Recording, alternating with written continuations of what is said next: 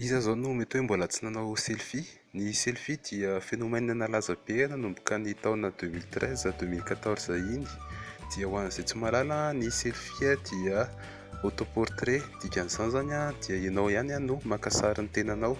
Ohatran'ity sary izay mipoitra ity, io zany dia i Novak Djokovic, anisan'ny mpilalao tennis malaza be, dia izy ihany no maka sary ny tenany. Kanefa fantatrareo fa misy izany toerana hoe zone non selfie izany. Indrisy moa fantady fa tsy misy eto Madagasikara, mbola tsy nahita sady mbola tsy naheno moa, fa any Inde zany no tena hitrangan'ilay tranga zone non selfie.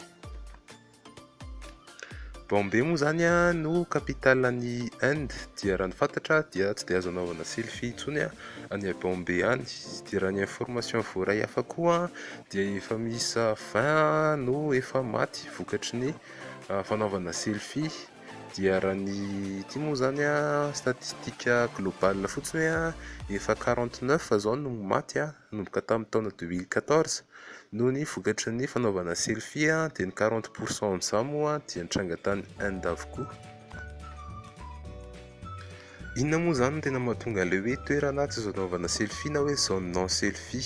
Izany dia nitranga tamin'ny janvier lasa teo, izay nisy adolescente vao 18 ans tany Bombay nanao selfie izy, izay teny amoron-dranonteny, dia nianjera tany 30 ans moa izy sady tsy mahay milomano nefa, dia maty. Ka nanomboka teo zany ny polisy dia nanao fanadihadiana hoe aizavy ireo toerana tsy tokony anaovana selfie, dia nahita zone 12 izy lasa hoe interdit au selfie any Bombay.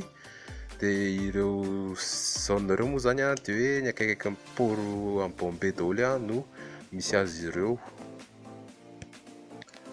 Raha mbola nitranga hafa koa dia nisy adolescent anankiroa izay nanao selfie tany Bombay any koa, izay niletika tany anaty rano dia maty moa zareo.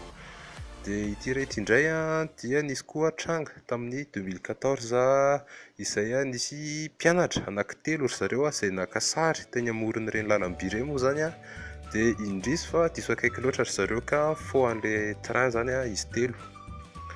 Dia ity tranga iray farany ity dia nitranga tany Taj Mahal tao Inde ilay izy, izay nisy japonais nanao selfie teo amin'ilay totohatra be an'ny Taj Mahal.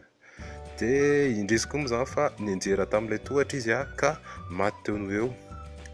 Dia noho izany rehetra izany ny polisy any Inde dia nanapa-kevitra fa hoe anaovana patrouille matetika amin'ireny toerana atahorana hoe danger amina selfie ireny, dia hoe sosokevitra zareo koa zany hoe asiana maître nageur manodidina an'ilay port ireny, hoe raha sanatria ka misy mianjera zany dia mba misy olona mahita.